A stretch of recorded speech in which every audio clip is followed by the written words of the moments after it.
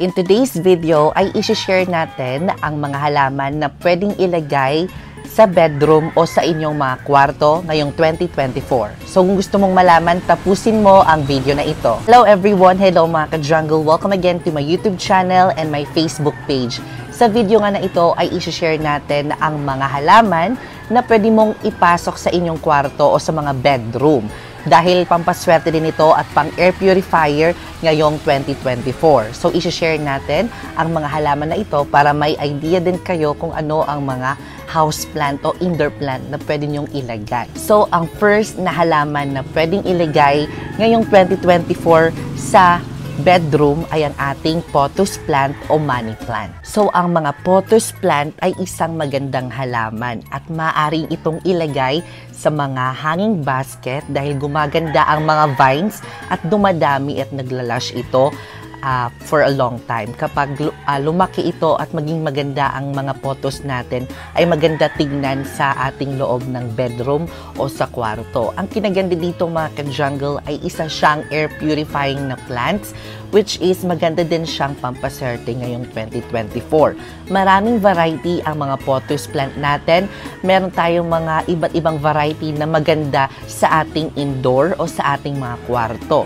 Since ang ating kwarto ay kaunti lang ang sunlight, so perfect na perfect ang pothos plant sa inyo dahil nga ang mga pothos plant ay hindi kailangan ng sunlight ng requirement, which is mas nag-grow sila kahit kaunti lang ang sunlight. At kahit nasa loob sila ng inyong mga bedroom at kaunti lang yung sunlight, ay mag-grow at mag-thrive pa din sila. So, yung ating mga pothos plant o money plant ay nagsishape po siya ng coins. Kaya tinawag po siya na money plant kasi naghahatak po din siya ng pera. So, according to Feng Shui po yun. Depende lang po kung maniniwala kayo. So, itong money plant ay napakadaling alagaan. When it comes to sunlight, ay madali lamang po siya. Morning sunlight, sapat na po yan. At when it comes to watering naman, kapag dry na po yung halaman, doon na po kayo magwa-water. So, MMLL, more light, more watering, less light, less watering. So, ang sunod naman na halaman na pwede nyong ilagay sa inyong bedroom or sa kwarto ay ang ating mga snake plant. Itong halaman na ito ay isang hardly na halaman which is maganda din pang air purify sa loob ng bahay. So, according to NASA, kapag meron daw kayong 5 snake plant, magiging maganda po ang pagtulog ninyo dahil nagpo-produce po siya ng air quality at nagbablock din po siya ng mga toxins sa loob ng ating mga bedroom. So kapag nandito yan sa ating mga bedroom, maganda po yan dahil hindi lamang po siya pang decorative, ay nakakaganda din at nakakablock din po siya ng mga toxins sa loob ng ating bedroom o kwarto. So may mga iba't ibang klase po tayo ng mga snake plant. Meron po tayong pahaba, meron mga iba't ibang kulay ng snake plant na meron tayo. Meron pong yung snake plant na may yellow o variegation sa gilid ng kanyang dahon. So isa po yun na pampaswerte kasi meron pong gold na sign ng ating mga snake plant. So madali lamang po alagaan ang mga snake plant when it comes to light requirements. Pwedeng-pwede po yun sa inyong loob ng kwarto dahil kahit wala pong sunlight, nagtatribe po yan dahil hardly po yung ating mga snake plant. Since ang ating snake plant ay makakapal po ang mga dahon, hindi po kinakailangan ng pangangalaga nito. Like for example, ang pagdidilig araw-araw. So nagtitipon na po yan ng tubig sa loob ng kanyang dahon dahil makapal po ang kanyang dahon at galing ito sa mga desert, nanggagaling sa mga mabatong lugar. So hindi niyo po kailangan na palaging dinidiligan ang inyong mga snake plant. At pwedeng-pwede po yan sa inyong kwarto. Kasi alam naman natin yung kwarto natin, ayaw natin na palaging basa. So, itong halaman na ito ay perfect yan sa inyong kwarto. So, ito namang halaman na pwedeng ilagay sa inyong kwarto ay maganda din. Dahil hindi lamang po siya pang air purify, ay pampaswerte din po yan. So, ito po ang ating jade plant. Ito ay isang maliit at dekoratibong halaman at makintab ang kanyang mga dahon nito. Medyo makakapal ang mga dahon nito dahil isa po itong species ng mga succulent plants. So, maganda po itong ilagay sa inyong kwarto, lalo na sa inyong table. Kasi maliit lamang po itong halaman na ito at perfect na perfect yon sa inyong bedroom. So, ang mga jade plant ay may meaning mga ka-jungle. So, kayamanan daw or yaman daw ang halaman na ito kasi tinawag siya na jade plant, di ba? So, since ang ating mga jade plants ay pampaswerte ngayong 2024, perfect na perfect yon ilagay sa inyong indoor bedroom.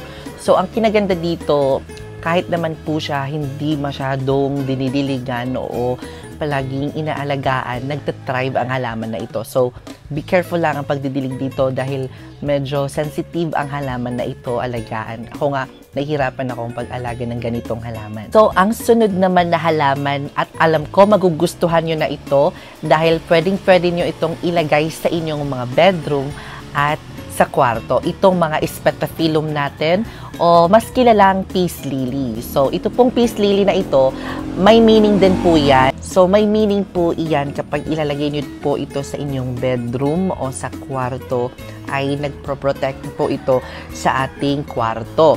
So, ang peace lily, kapayapaan po. So, mas maganda po yan kung ilalagay nyo sa kwarto dahil it gives peaceful and peace of mind ang ating mga peace lily. Isa po itong malambot na halaman at namumulaklak po ito ng puting bulaklak. So, napakaganda po ng mga bulaklak nito, ang ating mga peace lily.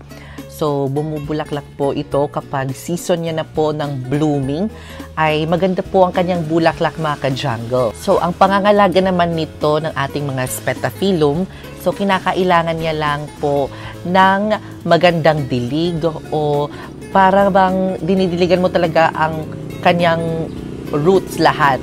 Parang nagpa-flushing kayo. Marami po ang nagko-collect ng mga ganitong halaman at napapansin ko din na pinapasok ito sa mga salon, sa mga malls, kasi nga perfect na perfect ito sa indoor. So, ang sunod naman na halaman na perfect at mas babagay po sa inyong bedroom o kwarto ay ang ating mga aloe vera plant. So, ang aloe vera plant ay isang magandang alternatibong herbal na gamot at maganda din na dekoratibo ilalagay sa inyong kwarto ang ating mga aloe vera plant. So, since ang ating mga aloe vera plant ay may mga tinik po sa gilid, so don't be confused sa halaman na ito.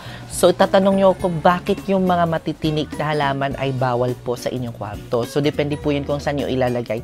So, sa north-facing window po ilalagay ang inyong mga aloe vera. So, try nyo pong i-compass iyon. Kung nasa north po, doon nyo po ilalagay ang inyong mga aloe vera. So, according to my research, dahil nagbablock po yan ng mga negative energy. So, madaling alagaan lang naman yung mga aloe vera plant natin. At ang kinaganda dito, pag maparami po siya, ay meron po kayong mga alternatibong medicine when it comes to our skin, our hair, para maging maganda po ang inyong skin at hair. So, ang sunod naman na halaman ay ang ating ZZ plant.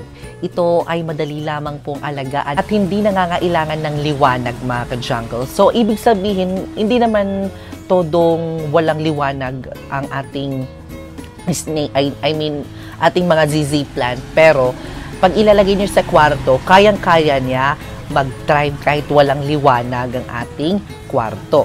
At lalo na kapag may mga air conditioner ang ating mga kwarto, ay kayang-kaya niya i-tolerate ang ating mga ZZ plant dahil sa kapal ng mga dahon nito. Pero paminsan-minsan, pwede mo naman po siyang ilabas. So, yun po ang mga halaman na pwedeng iligay sa inyong bedroom at sa kwarto. So, based lamang po sa ating research, yan po ang ating nabanggit ngayon. So, meron pa pong mga iba't ibang halaman na pwedeng ilagay sa inyong kwarto at pumili po kayo sa mga indoor plants. So, yung mga nabanggit ko mga ka-jungle, pwede po kayong pumili doon kung ano ang gusto nyong ilagay sa inyong kwarto para naman maging maganda at dekoratibo ang inyong bedroom. So, based in my experience mga ka-jungle, ang mga pothos plant talaga ay nagtatribe doon sa aking kwarto dahil nilagay ko nung una, mas nagtatribe po yan kaysa sa mga indoor plant, mga pothos plant mga ka-jungle. Maganda talagang maglagay ng mga plant sa ating bedroom o sa kwarto dahil syempre kapag natutulog tayo, di ba, katabi natin ang cellphone at may radiation din. So, it can block also the radiation among the plants that I've mentioned mga ka-jungle. So, nakakatulong din po iyan. So, ayan mga ka-jungle, kung nagustuhan mo ang video na ito, huwag kalimutan i-comment na yes at i-comment nyo na rin kung ano ang bet nyo na plants para sa inyong bedroom o sa kwarto. Ayan mga ka-jungle, maraming salamat sa panonood and I will see you next episode because more plant, less stress!